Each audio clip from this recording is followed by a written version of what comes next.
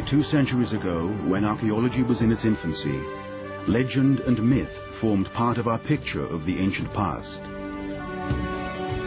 Ageless stories, some handed down from a time before written records, told of heroes and villains, gods and monsters, mysteries and marvels. But how much of what these stories told was true? Were the legends that shaped our view of prehistory fact or merely fiction?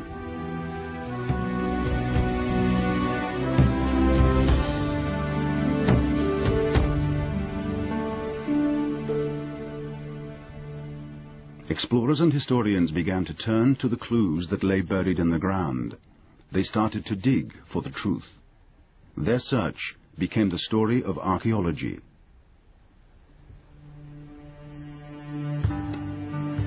The quest began in Egypt, the enchanted land where nearly 200 years ago archaeology was born. Napoleon's victory over the Ottoman Empire had opened up Egypt to Europeans for the first time in centuries.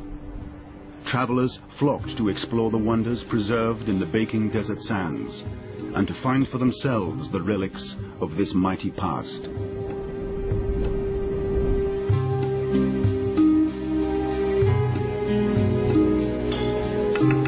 Encouraged by their success, they dug and dug.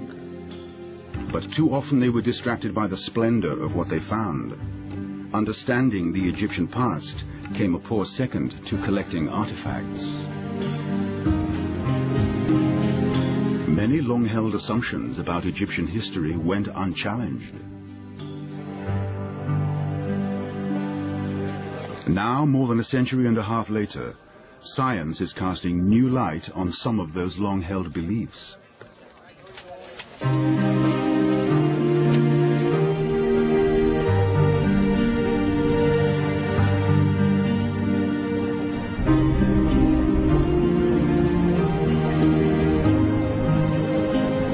When the Greek writer Herodotus visited Egypt in the 5th century BC, he was told how armies of slaves had labored for 20 years to build the Great Pyramid at Giza.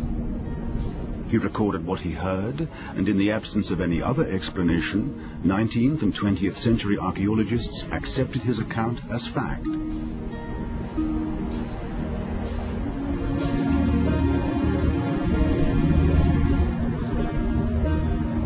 Archaeologist Dr. Zawi Hawass leads a team of scientists currently working on perhaps the most iconic symbols of ancient Egypt, the pyramids. He has been grappling with one of the great unanswered questions: how these massive structures were built. In the 1980s, during routine construction work at Giza, a mechanical digger struck a stone. The stone turned out to be part of an ancient wall.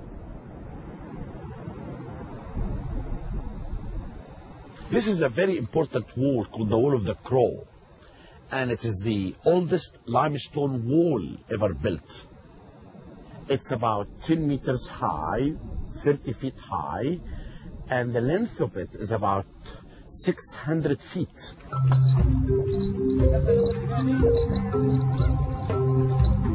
Discovery of the Crow Wall, as it became known, provoked a new question. Why had it been built so close to the Giza Pyramid?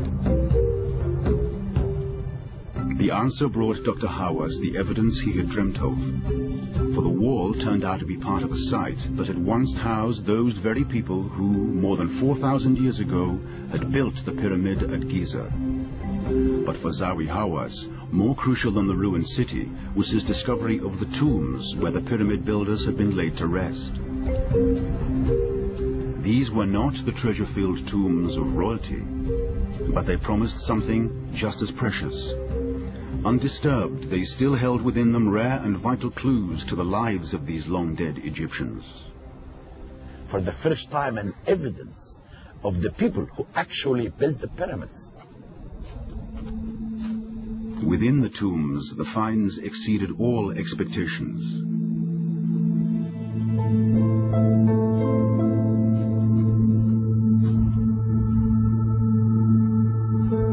There was pottery pottery from the time of the 4th and 5th dynasty, 4,500 years old.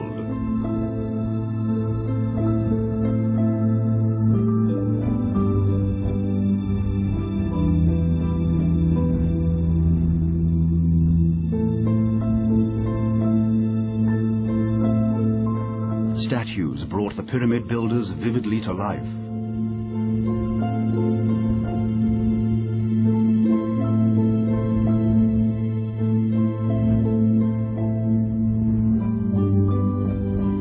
But the picture emerging from within the tombs wasn't tallying with the accepted account of a workforce of captive slave laborers.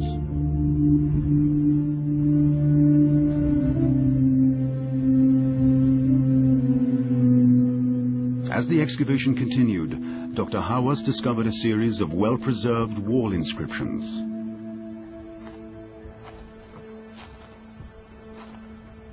The inscriptions here, every word here, can tell us about names of the people, what they do, and even sometimes they really show to us for the first time what kind of work they did.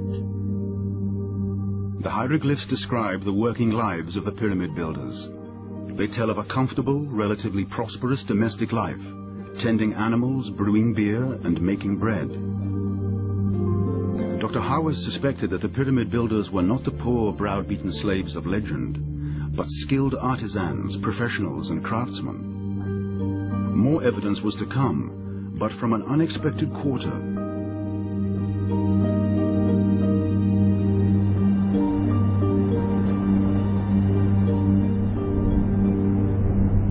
Skeletons from the tombs were sent for routine scientific analysis. One skull revealed that a brain tumor had been surgically removed and that the patient had survived a further 2 years. And when there were accidents on the site, broken bones had been carefully set, damaged limbs surgically amputated.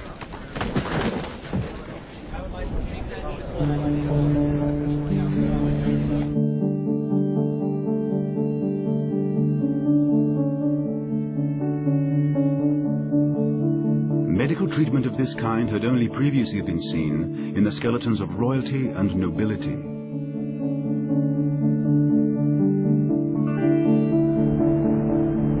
The health of these workers was clearly well looked after, with a level of care that would not have been lavished on slaves.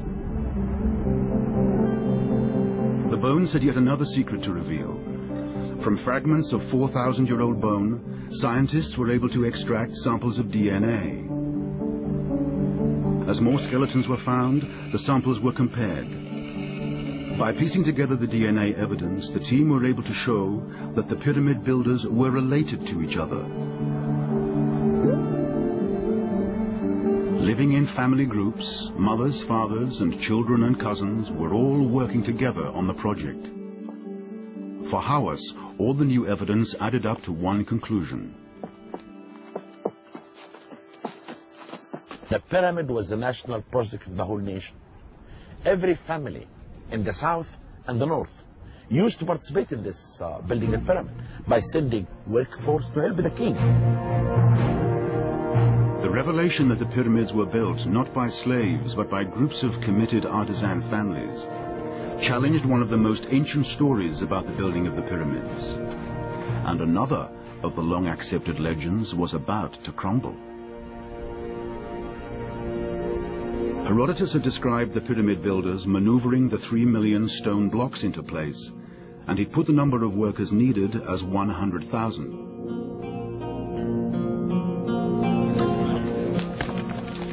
But excavations at the Giza site revealed that the city had only housed a maximum of 20,000 people. So how could so few people have performed such an incredible feat?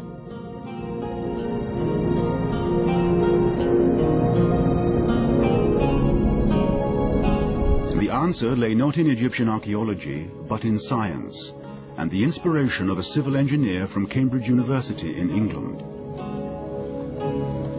Dr. Dick Parry has always been fascinated by the construction of the pyramids. You can't help but stand in the shadow of the pyramids, think, how did they construct these things? For Parry, the traditionally accepted ideas about pyramid building simply didn't add up. In particular, no one had been able to explain to him how gigantic blocks of stone had been raised to the top of what were, for 43 centuries, the tallest structures on Earth. Remnants of sloping ramps have been found at the sites. Could sleds have been used to haul the stones up these ramps?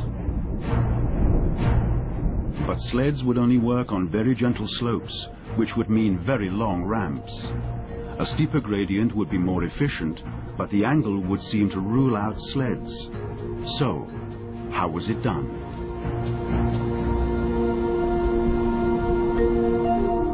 A clue was to come from ancient relics hidden away in a long-forgotten cabinet in the Cairo Museum.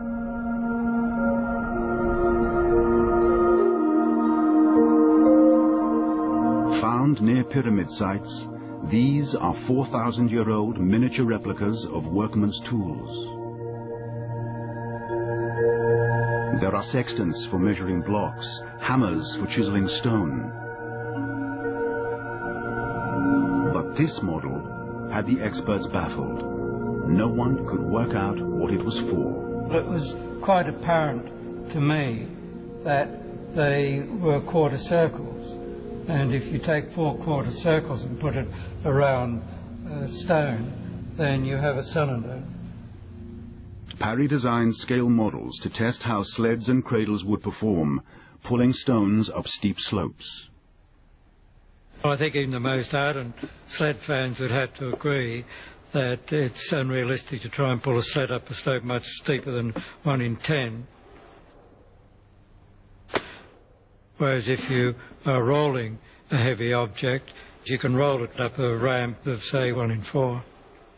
The device effectively transformed the load itself into a wheel. It was an ingenious solution, but would it have worked in practice? In this reconstruction, stone blocks and ramps were used to simulate the task.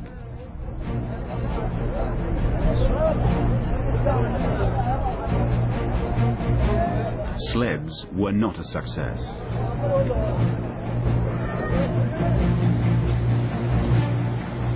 But using giant wooden replicas of the cradle, Parry and a Japanese crew managed to roll a 2.5-ton piece of concrete up a 1 in 4 slope, 15 meters long, in less than a minute. Using the circular cradles, the stones could have been raised by fewer people, and the work would have been done much faster.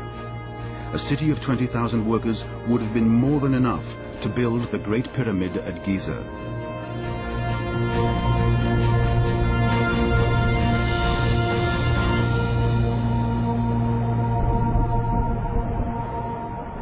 Archaeologists are adjusting their images of ancient Egypt as they discover that time-honored sources may not always be as reliable as they seemed.